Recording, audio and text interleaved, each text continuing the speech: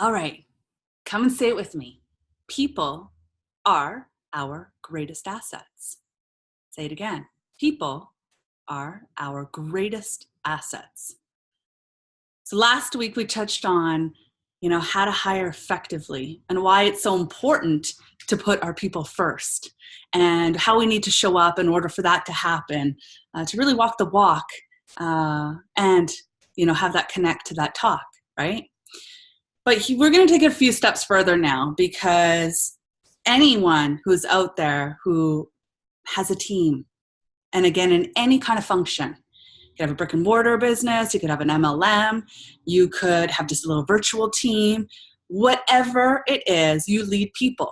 You lead people. It might be a volunteer organization, anywhere where you're in there connected. And even if you're not the one fully leading them, I want you to get that you are. Even if you're part of a team, you want to listen up as well, because how you show up greatly impacts everyone else, and everyone's a leader. You decide to show up as such. And I want us to start really dissecting what it means to put people first and why it's so exceptionally important in building out businesses, not only if you're looking at it from a financial perspective, but hopefully you're actually looking at it from a sense of contribution. How you want to show up with people, what is going to be that legacy that you're going to leave behind, that not only just leave behind, that you choose into every single day. You could be the leader of your family, which I hope that you are. And, this has a lot to do about how we lead our children as well, right? So take the time right now to just reset, to pause, to see what comes up for you, where you could level up. I don't think that there's a single person who's like 10 out of 10 perfect in any category, but that's me. But I want to challenge you to really see, well, what is your next level? How do you currently look at people? Are they an asset, or are they just a means to a result or an end or a financial result that you are looking to receive or to get? And when we look at people as a form of a tool, well, that's how you look at, that's a lens in which you're looking at those people from. And it may not be serving you. You may be getting the quote unquote results that you want to achieve. Maybe financially, your business or the company that you work for might be doing exceptionally well. But I challenge you to really look at and explore, what your connection is to people and why it might matter so much for you to just make a shift and give yourself a little shake right now. So first off, how it's not just something that we say.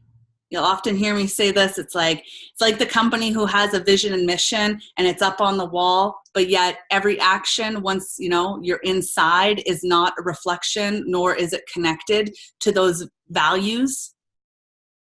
You got to have your own set of your own value proposition, your own mission statement for your life. And it doesn't have to be something that's written. It could be something that's just inside of you that's guiding you, and it's helping you decide how you're going to make choices with people. Now, how we see people and what they mean to us and the impact that we have on them, that connects as well to the energy that we kind of transmit. And for any of you out there who's like, oh my gosh, here she goes, she's going to start talking about some energy woohoo stuff. And I'm like, listen, we've all walked into a room before and felt that energy, that someone's in a bad mood, something bad has happened. You could slice it with a knife. That's energy. Something is happening, words aren't being spoken, something is going on, and we feel it. So the question for you is, when you walk into a room, when you are dealing with people, when you are working with your team and you're meeting with your team, what energy are they feeling from you? Have you kept yourself in check? Do you even know what you're putting out there? And more so, are you falling into the category of leading fear-based, where you actually intentionally putting on that game face and intimidating people and, making those comments, those passive aggressive comments, or the really sharp comments, because you know that that's what gets you results. What I'm asking of you right now is not to do what you've always done, which, hey, that got you here, but that's not going to get you there. And gone are those ways of leading. So if that's you, it's time to pause and do a little bit more development and really get down as to what is actually going on, that you feel that that's the way that you need to lead in order to get results. The journey is not about everybody else. The journey is about you, right? In our inadequacies, yes, I said it, our inadequacies, we develop different methods of protection, of our fight or flight, of our, of what is, how we're going to make sure that we do get those right results and we do protect ourselves, and we, how we move forward. Problem is that may not be serving you. And I want you to explore that. It's just, nowadays we need more heart. We need more value. People are leaving their jobs more stressed in toxic work environments, or in ones where they feel belittled. That's the level of leadership that they're receiving. Being undermined, feeling like it's bottom line first, feeling like, because they're not part of senior management, that their word doesn't mean anything, that they're not maybe smart enough or qualified enough. Your people, they matter. You make them feel like they're everything in an authentic way, not just, again, having that dialogue pasted on a wall somewhere that, our people matter. No. Do you live it? Do you breathe it? Do they feel it? That is the only thing that matters, is that the action connects to the result. And people, like we explored last week, and if you missed that episode, go back to it in terms of how to hire effectively. So we really start to dig into this. They want to feel fulfilled. They want to feel purposeful. They want to feel acknowledged. It's how we, how we show up with people. But if you don't care about that, then that's where it needs to start. And if you're the person that you just don't know what to do to shift that, you don't know how to lead any other way, then reach out. It's time for some personal development. It's time to invest some time into that area of your life so that you can shift. And guess what is going to happen with that? You're not only going to get different results with your team and financially, you're going to get different results in all areas of your life. Where we shift and change not only ripples in that one immediate area that you're focused in on, but it also ripples into your level of attention and self-care within yourself, how you respond to your family, more awareness, being more present, being more mindful, having better control. And those out there who aren't, maybe again are getting those results, and you think you're controlling the entire process, you're totally out of control. Because someone who is in control, in healthy control, is mindful enough, is thorough enough, slows things down enough to be able to make, solid, thought through choices with the people around them. They're not triggered. They're not having outbursts. They're not using fear-based tactics to get results. They are not just, as someone's talking, they're like, yeah, and just kind of like waving people off. If that's you, stop it. Challenge yourself and hold yourself to a different bar in terms of your leadership. In terms of being a human being, leadership and human being are the same thing.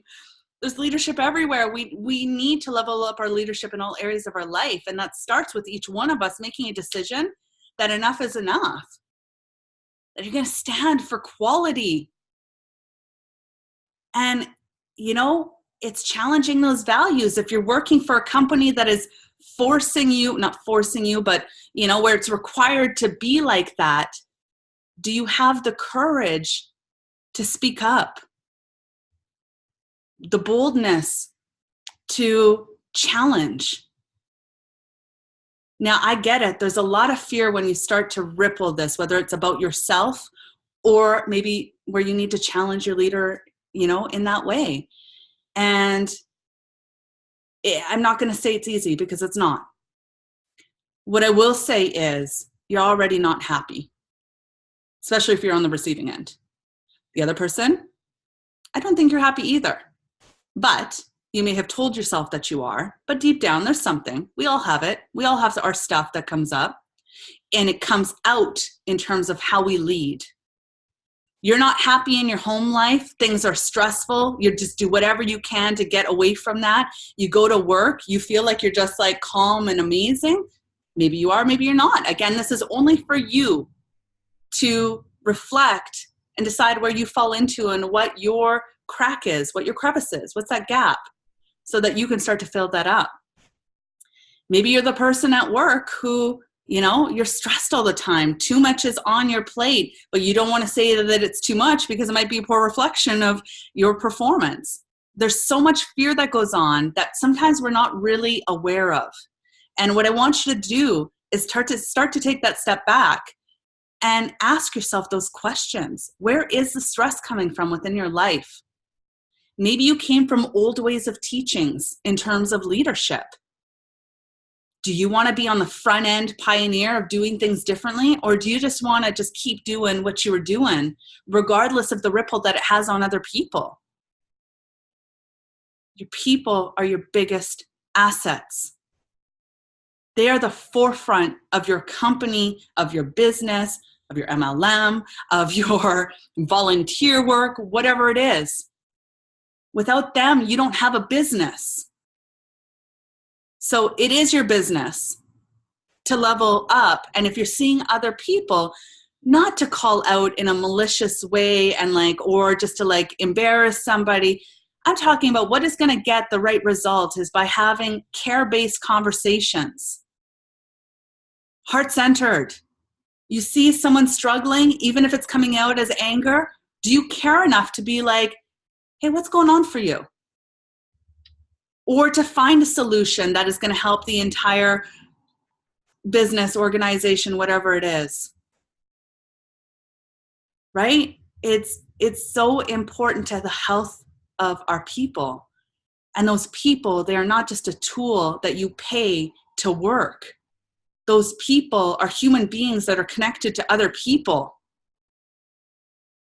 They go back home to families, most of them. Some of them not. Some of them go back home alone. So how things are structured at work, how you set them up for success, how you nurture them, listen to them, be present to them, and take the time to be there with them, affects how they feel when they go home.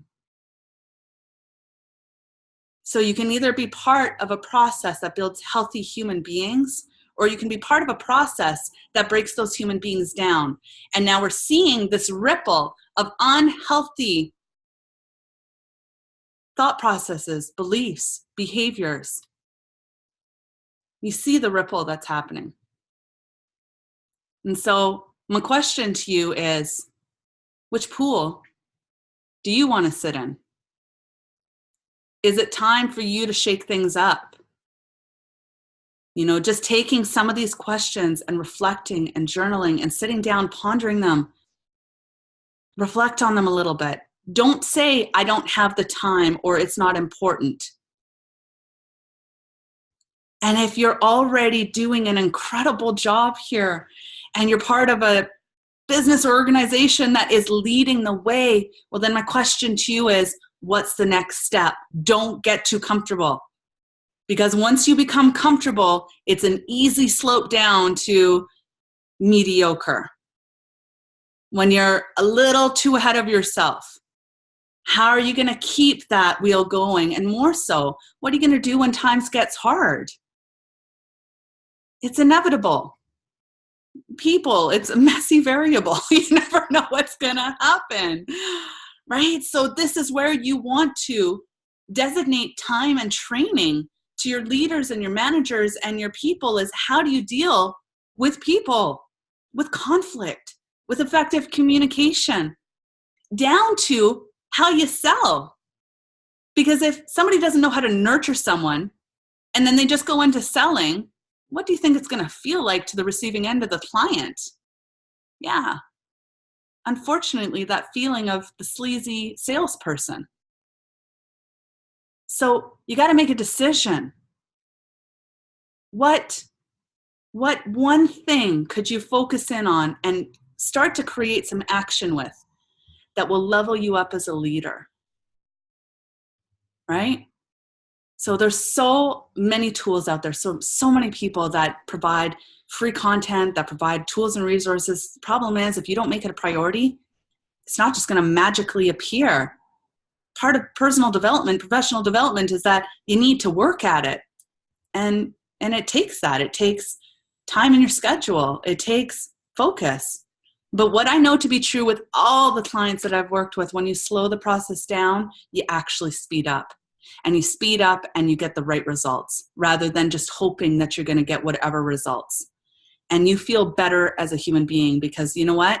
When you start to make a shift and you start to change how you show up with people, you go to bed feeling so much better about yourself. That you've acted with care, that you're doing something for the greater good. And if you're still listening, that's you. So challenge you, and I want to hear from you. Reach out to me on charlottefro.com, join the forum, or reach out to me on Instagram, send me a DM. I want to hear where you're at in terms of your leadership and what's holding you back. So once the desire's there, game on.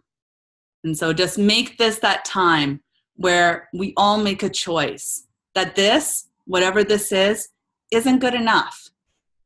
That we all need to do our part to take that next step and really level up our leadership in a way that is just going to feel so much better. And that impact are the people around you in how we show up with them, in how we serve them, and how we listen to them. All right. I can't wait to hear from you. I hope you guys have an incredible day. You take care.